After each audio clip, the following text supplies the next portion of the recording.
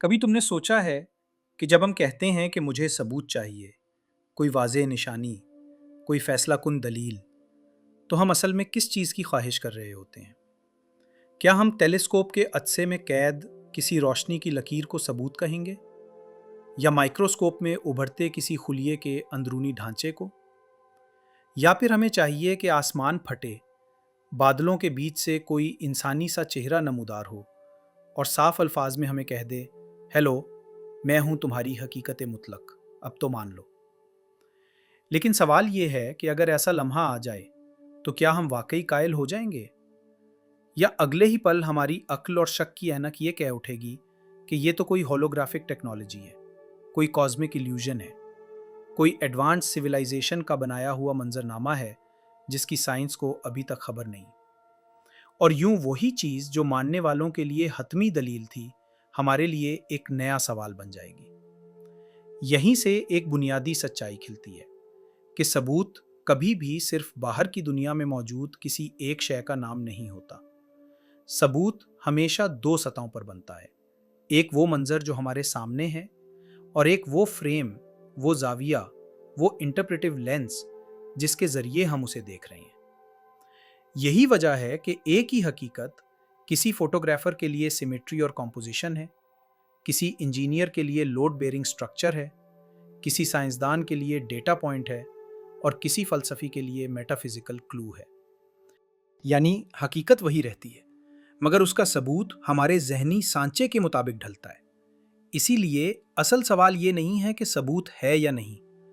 असल सवाल ये है कि कौन सा फ्रेम, कौन सा जाविया, कौन सी कहानी सबसे कम अजम्पशंस के साथ सबसे ज्यादा हकीकतों को अपने अंदर समो लेता है और उनके दरमियान वो हार्मनी पैदा करता है जो हमारे जहन और दिल दोनों को तसल्ली देती है। अब सोचो, मुल्हिद दोस्त अक्सर पूछते हैं कि अगर कोई खुदा, कोई अल्टीमेट रियलिटी, कोई डिजाइनर मौजूद है तो वो चुप क्यों रहा है? वो खुद को वाजे क्यों नहीं करता? वो आकर साफ साफ क्यों नहीं कहता मैं हूं, शक खत्म करो? और ये सवाल अपनी जगह बिल्कुल बजा है, मगर शायद वो छुपा नहीं। शायद मसला हमारे देखने के जाविये का है। शायद हम गलत फ्रीक्वेंसी पर ट्यून हैं, क्योंकि कॉग्निटिव साइंस हमें बताती है कि हमारा दिमाग हमेशा प्रिडिक्शंस के जरिए दुनिया को देखता है। कार्ल फ्रिस्टन के प्रिडिक्टिव माइंड मॉडल के मुताबिक हम पहले हाइपोथेसिस बनाते हैं और फिर इनकमिंग डेटा को उनमें फिट करते हैं। यही वजह है कि अगर तुम्हारा जहन सिर्फ मटेरियल कॉजेस पर ट्रेंड है तो हर और पॉसिबिलिटी नॉइज लगेगी, जैसे साइमंस और चैबरीज का मशहूर इनअटेंशनल ब्लाइंडनेस एक्सपेरिमेंट, जहां लोग बास्केटबॉल की काउंटिंग में इतने एब्जॉर्ब थे कि उनके सामने से गुजरता हुआ गोरिल्ला उन्हें दिखाई ही ना दिया। तो जब हम कहते हैं कि खुदा छुपा हुआ है, शायद असल में वो छुपा नहीं, बल्कि हम अपनी निगाह को ऐसे सवालों में मसरूफ किए बैठे हैं कि असल मंजर हमारी आंखों के सामने से गुजरता है और हम देख ही नहीं पाते। अब कायनात की इब्तिदा पर नजर डालो। स्टीवन हॉकिंग और पेनरोज ने दिखाया कि एक्सपैंडिंग यूनिवर्स इन्फिनिट पास्ट नहीं रख सकती, और बूढ़ागुत विलेंकिन थ्योरम यही बताता है कि कोई ना कोई बाउंड्री है, कोई आगाज है, चाहे वो लम्हे का हो या क्वांटम बाउंड्री की शक्ल में। यानी हमेशा से चलती आई कायनात का बयानिया सादा और मुतमईन करने वाला लगे, मगर हकीकत में वो साइंसी डेटा से मेल नहीं खाता। अब साइंसी पॉसिबिलिटीज आती हैं। शायद मल्टीवर्स है, शायद इटर्नल इन्फ्लेशन, शायद हार्टल हॉकिंग नो बाउंड्री प्रपोजल, और ये सब मैथमेटिकल तौर पर दिलचस्प है, मगर ये सब अपनी एक्सप्लेनेटरी कॉस्ट मांगते हैं। अनसीन स्ट्रक्चर्स, इजाफी अजम्पशंस, और ऐसी फिजिक्स जिसे न टेलीस्कोप देख सकता है न लैब मेजर कर सकती है। तो सवाल ये बनता है कि ज़्यादा इंटेलेक्चुअल ह्यूमिलिटी किस में है, ब्लाइंड चांस और इनफाइनाइट अनसीन स्ट्रक्चर्स को मान लेना, या ये मानना कि कोई अंडरलाइंग अकल, कोई फंडामेंटल प्रिंसिपल है जो इस हार्मनी के पीछे खड़ा है। अब आओ जिंदगी की इब्तिदा पर। डॉकिंस कहता है ब्लाइंड वॉचमेकर काफ़ी है, हिचिन्स कहता है स्काई फेरी की ज़रूरत नहीं। लेकिन हकीकत यह है कि लैब में पिक्चर इतनी सीधी नहीं। एबायोजेनेसिस अब भी अनसॉल्व्ड पजल है। आरएनए वर्ल्ड हाइपोथेसिस डेकेड से तहकीक का मरकज़ है, मगर आज तक कोई complete self replicating RNA system natural conditions में डेमोन्स्ट्रेट नहीं हुआ। चायरैलिटी का मसला अभी तक हल नहीं हुआ कि ज़िंदगी के मॉलिक्यूल्स एक ही हाथ क्यों रखते हैं। एरर थ्रेशोल्ड ये सवाल उठाता है कि रैंडम सीक्वेंसेस में फंक्शनल इन्फॉर्मेशन इतनी आसानी से कैसे आ गई, और निक लेन, जैक शॉस्टैक जैसे साइंसदान खुद मानते हैं कि हम हाइपोथेसिस के लैब में हैं, सर्टेनिटी के टेम्पल में नहीं। आयरनी ये है कि डॉकिंस और हिचन्स डिजाइनर के लफ्ज को एग्जैजरेशन कहकर रिजेक्ट करते हैं, मगर ये सब खुद ब खुद हो गया होगा को बगैर एविडेंस के अडॉप्ट कर लेते हैं। ये स्केप्टिसिज्म नहीं, ये एक और फेथ है, एक रिटोरिकल शॉर्टकट जिसे वो दूसरों पर इल्जाम देते हैं कि तुम्हारे पास ईमान है, दलील नहीं। अब डीएनए पर गौर करो, ये महज मॉलिक्यूल्स नहीं, ये एक लैंग्वेज है। ACGT के 4 लेटर्स कोडॉन्स बनाते हैं जो प्रोटीन्स ट्रांसलेट करते हैं। इसमें इंफॉर्मेशन है, एरर करेक्शन है और फंक्शनल स्पेसिफिसिटी है। और जब कोई कहता है कि ये महज ब्लाइंड केमिस्ट्री है, तो उसे ये दिखाना होगा कि इतनी वसी सीक्वेंस स्पेस में फंक्शनल आइलैंड्स तक नेचुरल पाथवेज कैसे पहुंचे। मगर लैब आज भी स्ट्रगल कर रही है कि दिखा सके कि कीमियाई केओस से फंक्शनल कोड तक का सफर कैसे तय हुआ।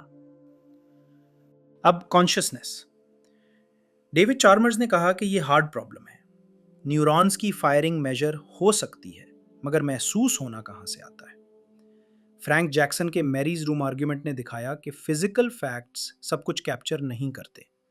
स्टैन डेहान का ग्लोबल वर्कस्पेस थियोरी और जूलियो टोनोनी का integrated information theory computational model ज़रूर देते हैं, मगर वो मिस्ट्री ख़त्म नहीं करते कि क्वालिया कहाँ से आती हैं। अगर सब कुछ बस क्वांटिटी है तो क्वालिटी कहाँ से आती है? अगर क्वालिटी इल्यूजन है तो इल्यूजन किस पर है? अखलाक पर आओ। हम सब जानते हैं कि जुल्म गलत है, गुलामी गलत है, और ये सिर्फ ज़ाती पसंद नहीं लगता। डेरिक पारफिट ने कहा कुछ ट्रूथ्स ऐसे हैं जो अनडिनाइबल हैं, मगर जेएल मैकी ने कहा कि ऑब्जेक्टिव अखलाकी हकीकत क्वियर होगी। शैरन स्ट्रीट ने कहा कि इवोल्यूशन हमें ट्रूथ गारंटी नहीं करता। फिर सवाल यह है कि अगर ये सब कल्चरल कंस्ट्रक्शन है, तो इंसानी तारीख में गुलामी का खात्मा और इंसाफ की तहरीकें इतनी कंसिस्टेंसी के साथ कैसे उभरती रहीं? क्या ये सब वहम इतने स्टेबल नताइज दे सकता है? रियाजी। यूजीन विग्नर ने कहा कि रियाजी की इफेक्टिवनेस अनरीजनेबल है।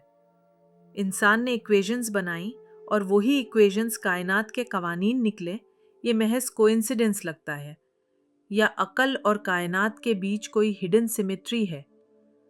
गोडल ने कहा कि हर फॉर्मल सिस्टम में कुछ सच्चाइयां अनप्रूवेबल होंगी, यानी अकल हमें हकीकत तक ले जाती है मगर मुकम्मल काबू नहीं देती।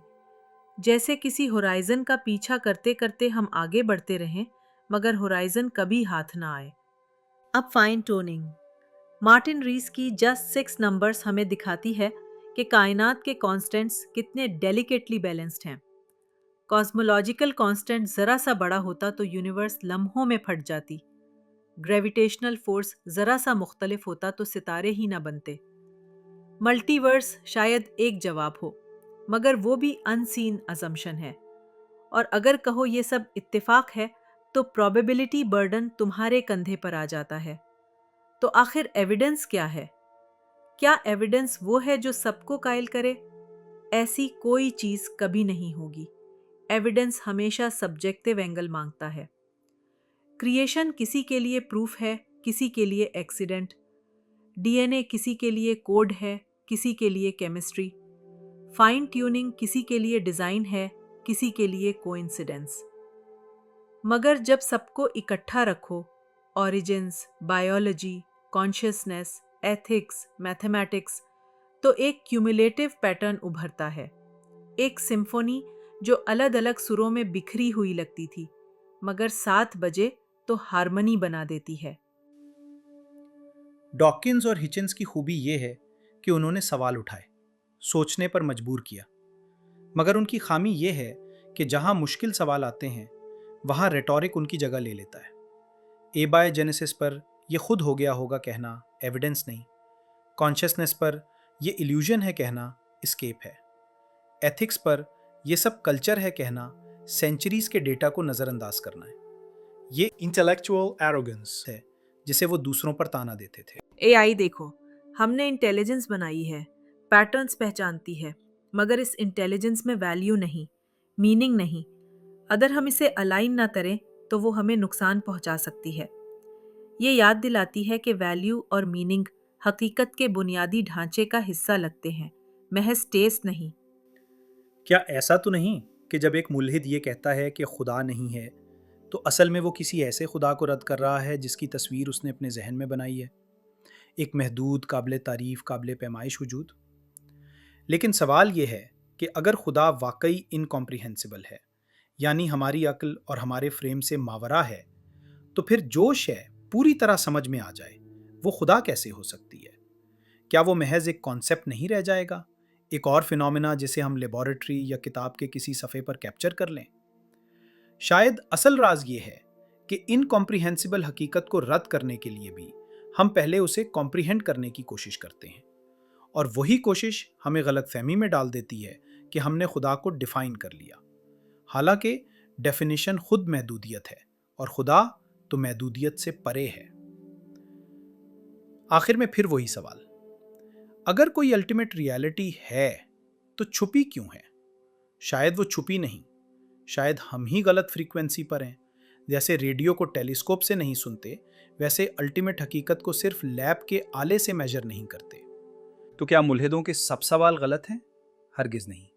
यही सवाल हमें आगे ले जाते हैं। मगर इंटेलेक्चुअल ऑनेस्टी ये है कि अपने फेवरेट मुसन्निफीन पर भी वही सख्ती से सवाल करो जो दूसरों पर करते हो।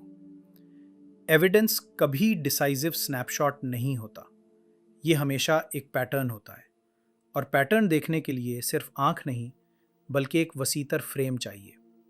और सोचो, अगर आसमान से कोई चेहरा निकले और तुम्हें हाथ हिलाकर कहे हेलो, तो तुम फिर भी कह सकते हो ये होलोग्राम है। तो शायद मसला सबूत की कमी का नहीं बल्कि फ्रेम का है, और जब फ्रेम बदलता है तो वही सवाल जो बंद गली लगते थे अचानक रास्ते बन जाते हैं। अगर ये गुफ्तगू आपके दिल को छू गई है तो मज़ीद ऐसी सोच जगाने वाली बातों के लिए चैनल को सब्सक्राइब करें, अपनी राय कमेंट्स में लिखें, वीडियो को लाइक और शेयर करें ताकि ये सफ़र मज़ीद लोगों तक पहुंचे।